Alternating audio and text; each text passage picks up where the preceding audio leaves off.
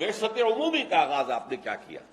یہ بھی صلح حدیبیہ کے فوراً بعد سن 6 ذی قعدہ صلح حدیبیہ ہے. سن 6 ہی کے آخر میں آپ نے بیرون عرب دعوتی خطوط اور سفیروں کی ترسیل کا آغاز کر دیا.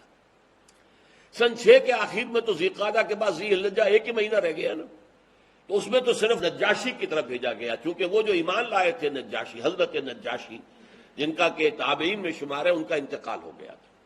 اب جو بھی تھا وہاں بادشاہ وہ عیسائی تھا، اس پہلا خط آپ نے اس کو بھیجا. پھر یکم محرم سن 7 سے آپ نے جو خطوط اور سفیر بھیجنے شروع کیے، تو نوٹ کرتے جائیے. قیصر روم ہرقلیس، ہرقل اعظم دہیہ کلبی رضی اللہ تعالیٰ عنہ بھیجے گئے آپ کا نامہ مبارک لے کر. خسرو پرویز اس کی طرف عبداللہ ابن حذافہ سہمی رضی اللہ تعالی عنہ یہ بھیجے گئے خط لے کر. مقوقس شاہ مصر، اصل میں شاہ کا لفظ اس کے لیے صحیح نہیں ہے، وہاں ایک مذہبی حکومت تھی عیسائیوں کی، اور پیٹریارک جو کہلاتا تھا عیسائیوں کا جو سب سے بڑا جو ہے سردار ہوتا تھا، وہ وہاں کا بادشاہ تھا.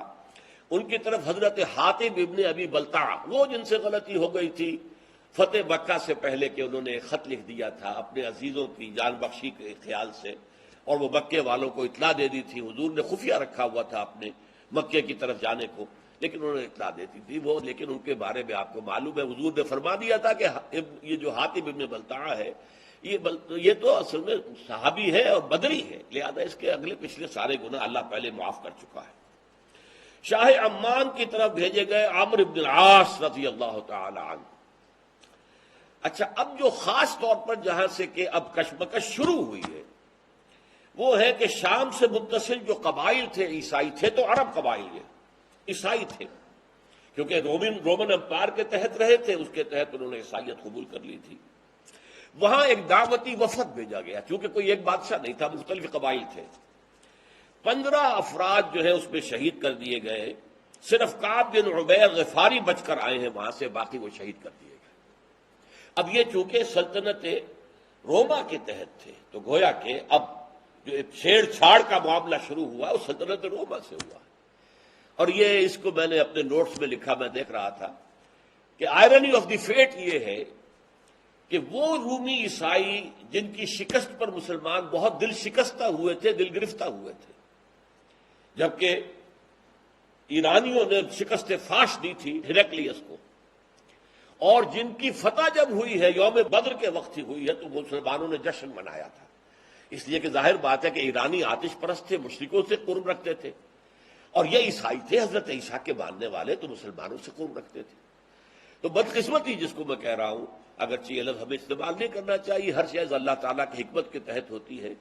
البتہ آئرنی آف فیٹ جو ہے وہ لفظ مناسب ہے اس کے لیے کہ پہلا تصادم جو ہوا حضور کا صلی اللہ علیہ وسلم وہ ہرقلیس کے ساتھ ہوا کہ 15 صحابہ شہید کر دیے ان قبائل نے کہ جو اس کے تابع تھے، اور خاص طور پر رئیس بصرہ شرحبیل بن عمرو غسانی، یہ بھی عرب تھا لیکن یہ بھی عیسائی تھا، باج گزار تھا، یہ بادشاہ کی شکل میں تھا، اور یہ باج گزار تھا رومی جو ایمپرر تھا اس کا.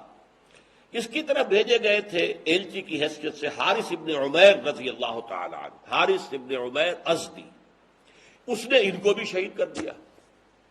گویا کہ آپ کے 16 سفیر جو ہے ان علاقوں میں شہید کر دیے گئے کہ جن علاقوں میں عیسائی آباد تھے، اور نمبر 2 یہ کہ جو ہرقل کے تابع تھے.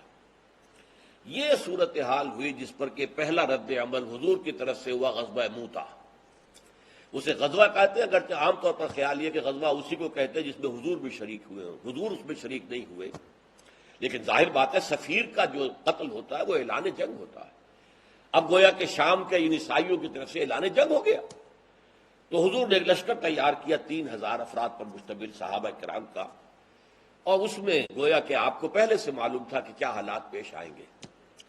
آپ نے 3 جو ہے سپہ سالاروں کا اعلان کر دیا کہ پہلے زید ابن حارثہ ہوں گے رضی اللہ تعالی عنہ، اگر وہ شہید ہو جائیں تو جعفر ابن ابی طالب جو حضور کے چچا زاد بھائی ہیں، حضرت علی کے بڑے بھائی جعفر ابن ابی طالب، اور اگر وہ بھی شہید ہو جائیں تو عبداللہ ابن رواحہ، یہ انصاری ہے رضی اللہ تعالی عنہ. یہ 3 کا آپ نے نام لے کر تعین کر دیا. اب وہاں کیا ہوا، جب یہ 3000 کا لشکر جو ہے یہ حدود شام میں داخل ہوا تو معلوم ہوا کہ وہاں تو تیار ہے ایک لشکر 1,00,000 یا 2,00,000 پر، زیادہ روایات 2,00,000 کی، مقابلے کے لیے تیار ہے۔